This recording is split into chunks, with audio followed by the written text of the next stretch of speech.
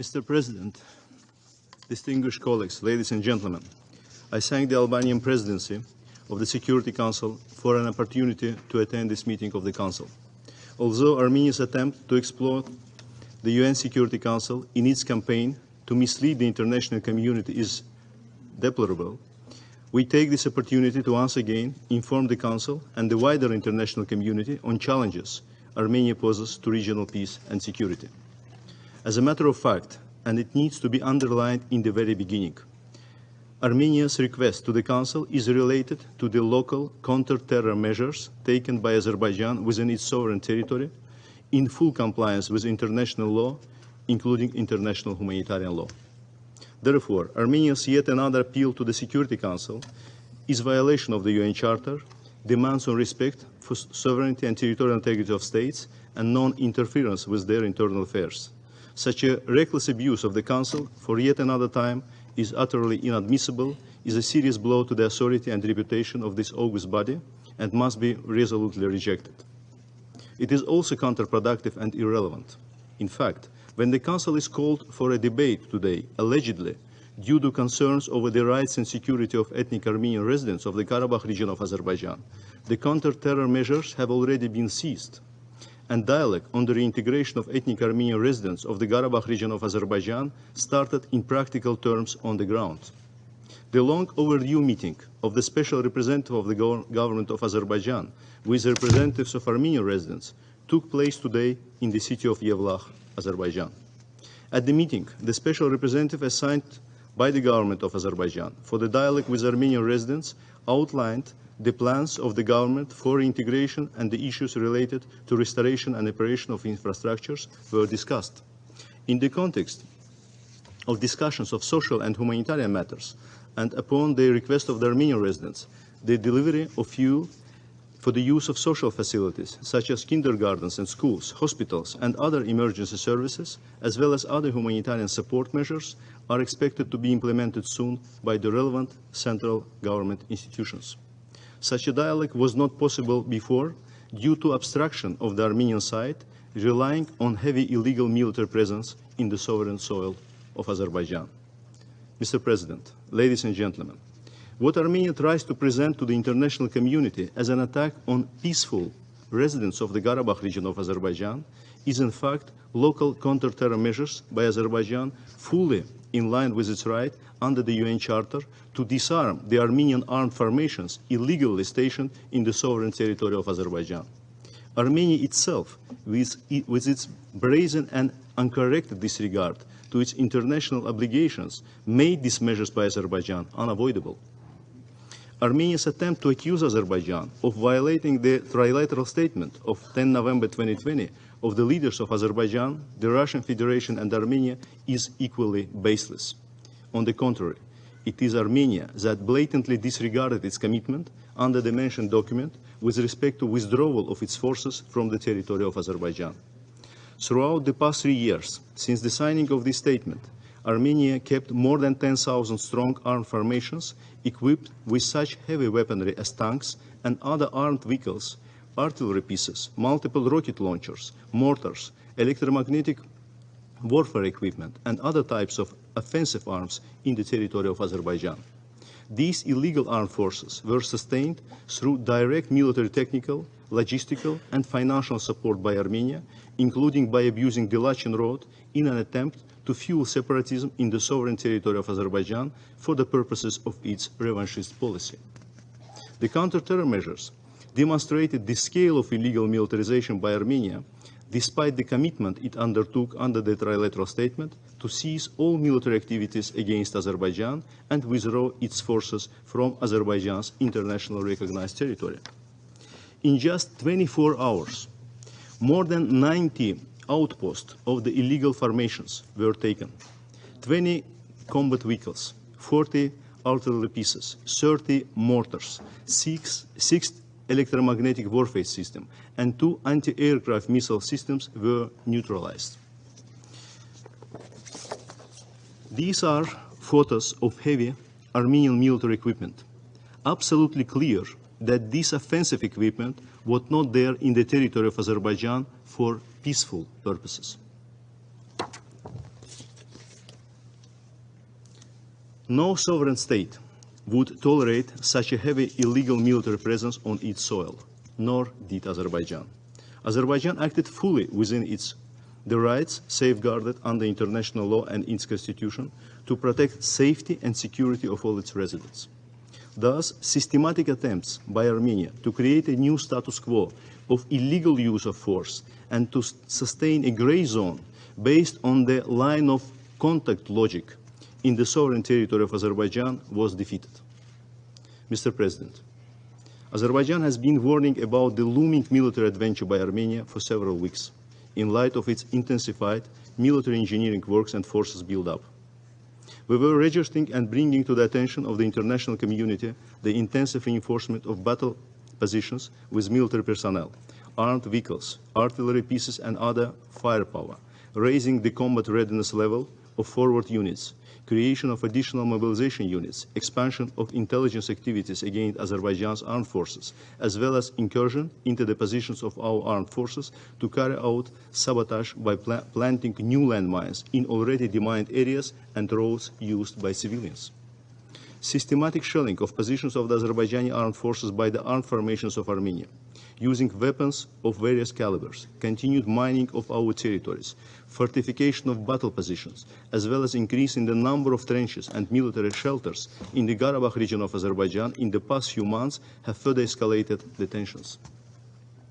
Despite its earlier statement regarding Armenia's recognition of territorial integrity of Azerbaijan that includes the Karabakh region, the Prime Minister of Armenia took yet another extremely provocative step by issuing a congratulatory message on the occasion of a so-called anniversary of establishment of illegal puppet structure in the territory of Azerbaijan. This is yet another evidence that Armenia has not abandoned territorial claims against Azerbaijan and has no intention to stop fueling separatism in our territory by all available means, including through political, military, and financial support. Illegal activity under false pretext of so-called presidential elections by the puppet regime created as a result of occupation by Armenia of the territories of Azerbaijan was another extremely provocative step. It made crystal clear that by these actions, Armenia aimed at nullifying its previous statements on recognition of sovereignty and territorial integrity of Azerbaijan.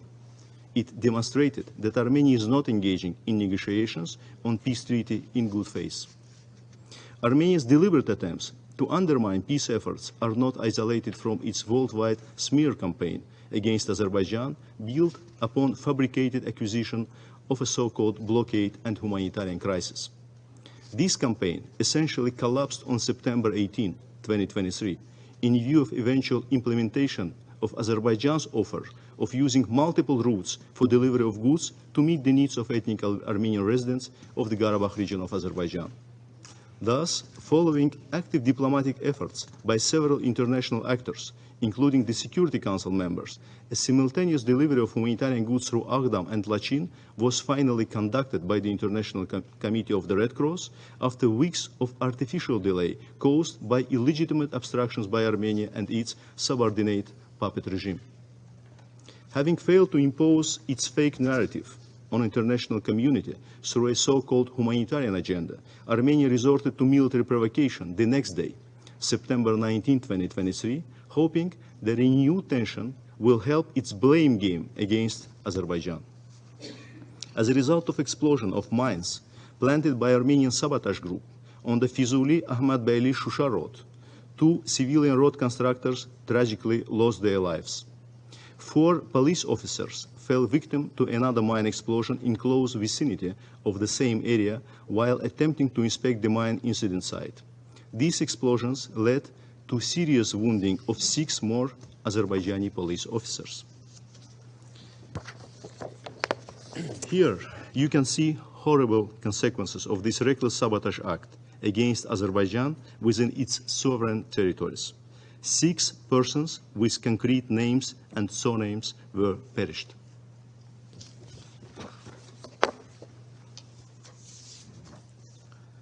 The area where these mine explosions took place has been under regular use by Azerbaijan before. It leaves no room for doubt that the mines were recently planted by the Armenian sabotage group infiltrated into the area. It should be noted that since August of 2022, a total of 2,728 landmines manufactured in Armenia in 2021, that is after the 2020 trilateral statement, were detected and neutralized in Azerbaijan. They include 1,119 landmines neutralized in the Kalbajar and Lachin districts along the Azerbaijan-Armenia border area.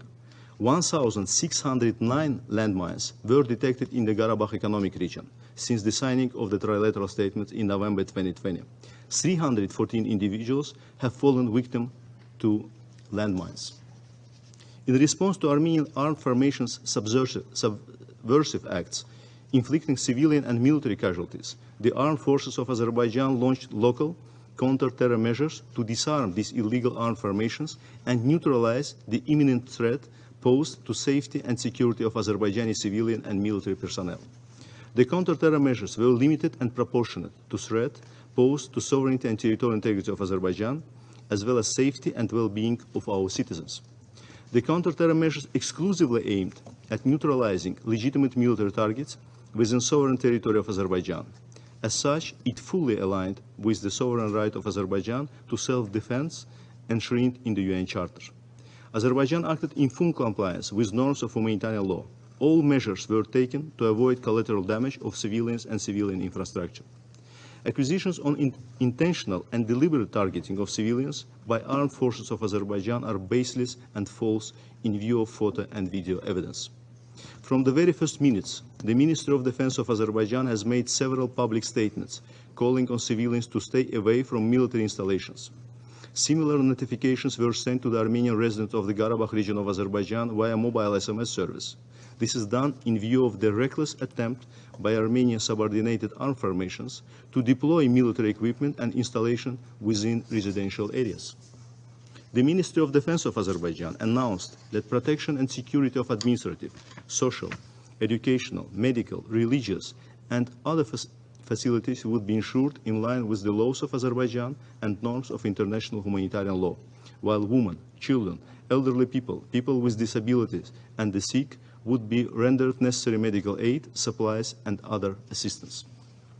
The armed forces of Azerbaijan behave in an exemplary professional manner by using high-precision ammunition to neutralize illegal military installations only. As several video footages clearly demonstrate, the armed forces of Azerbaijan have deliberately refrained from striking legitimate military targets in order to avoid collateral damage.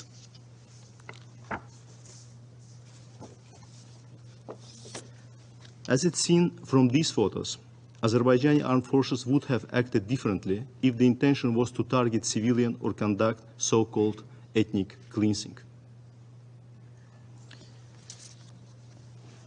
In view of certain interventions before me, including the one delivered by the Armenian delegation that replicated ungrounded accusations against Azerbaijan, I cannot but simply draw the attention of the Council that just a few hours ago, the Prime Minister of Armenia, in his statement, dismissed all these accusations by publicly acknowledging that there is no direct threat to the civilians in Karabakh and that allegations on mass atrocities against them are not true.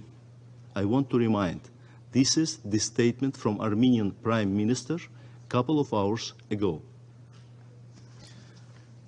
Mr. President, from the very beginning, it was consistently communicated by Azerbaijan, including in contacts with international interlocutors, that as soon as Armenia and its subordinate puppet regime in the territory of Azerbaijan agreed to put down arms and disband its illegal structures, the counter-terror measures would stop immediately. This happened on September 20, 2023, when the acceptance of the above-mentioned conditions was confirmed through the command of the peacekeeping contingent of the Russian Federation. Consequently, the local counter-terror measures were halted effectively at 1 p.m. Baku time. It was specifically agreed that the armed forces of the Republic of Armenia must be fully withdrawn from the territory of Azerbaijan, along with the disarmament of illegal armed formations that Armenia had formed with local Armenian residents, trained and supplied. This agreement was reached through the Russian peacekeeping contingent, which is present on the ground, and confirmed and publicly declared by the puppet structure subordinated to Armenia. This adds to previously documented numerous facts that the Republic of Armenia was indeed militarily present on the sovereign soil of Azerbaijan and was in breach of its commitment under the trilateral statement to withdraw from Azerbaijan. Its attempts to deny such a presence were nothing but shameful deception of the international community. It was also agreed that the issue pertinent to reintegration of the ethnic Armenian residents into Azerbaijan, including their rights and security in the framework of the Constitution of the Republic of Azerbaijan, would be discussed directly between the representative and the central Azerbaijani authorities. As I have already mentioned, the first such meeting took place earlier today and yielded initial positive results. The meetings in this format will continue. Thus, the counter-terror measures taken by Azerbaijan achieved the set goals. This could have been done peacefully long ago, had Armenia honored its commitments under the trilateral statements. It is Armenia, and only Armenia, to be blamed for the fact that it did not happen.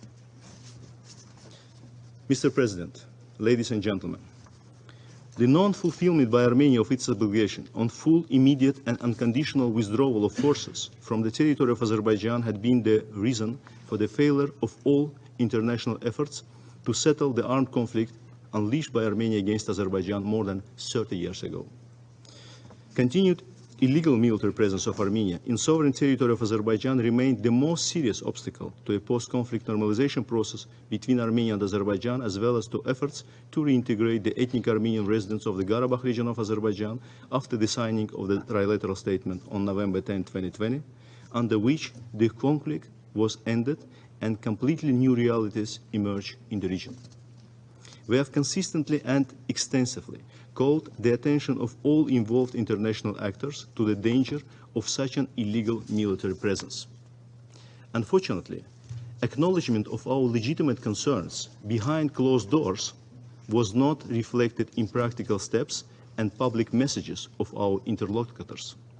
The lack of adequate targeted reaction by international community to irresponsible, warmongering statements and aggressive actions by Armenia only contributed to this country's sense of impunity and permissiveness that led to more military and political provocations. But it was a grave miscalculation. Ladies and gentlemen, at a time when practical implementation of disarmament and demilitarization on the ground starts, accompanied by direct dialogue between Armenian residents and central Azerbaijani officials, the consideration of the situation by international community should correspond to existing realities in order to remain relevant and helpful. On the contrary, one-sided and biased approach, driven by short-sighted political considerations or lobby connections, which mostly is at the core of calling this debate at the Security Council, is utterly counterproductive and unhelpful. Reliance on such a course of action failed on several previous occasions. This can only lead to distracting the focus from real process of normalization, which is not in interest of either of Azerbaijan or Armenia, but please the whims of certain outside forces that continue to manipulate existing differences for their own political purposes. Therefore, at this critical time, when there is a historic opportunity to eventually establish good neighborly relations between Armenia and Azerbaijan after 30 years lasted bloody conflict, it is ever more important for the entire international community, including the Security Council, to adequately comprehend the risks and threats associated with Armenia's destructive actions and to resolutely desist Armenia's brazen attempts to exploit the Security Council to whitewash its internationally wrongful acts. Mr. President, despite all serious challenges stemming from Armenia's destructive position, Azerbaijan once again reaffirms its readiness for a genuine dialogue and negotiations on the basis of equal and reciprocal respect for each other's legitimate interests.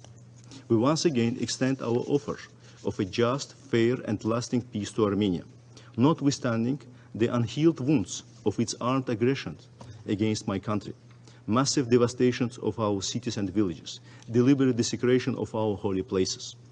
We hope This offer by Azerbaijan will finally be reciprocated by this country. On a different track, the Republic of Azerbaijan reaffirms its determination to guarantee to ethnic Armenian residents of the Karabakh region of Azerbaijan all rights and freedoms in line with its constitution and relevant international human rights mechanisms, including those safeguarded for persons belonging to national minorities. Azerbaijan has a proud history of uniting different ethnic, religious, or linguistic minorities within one nation. Ethnic Armenian residents are welcome to be part of our peaceful coexistence model. At the same time, Azerbaijan reminds the obligation of all states under the international law on non-interference with internal affairs of other states, not undermining the integration of persons belonging to national minorities or fueling separatism in the territory of neighboring states. Azerbaijan remains open to constructive engagement with all international partners who have genuine interest in peace, stability, and well-being in our region. I thank you, Mr. President.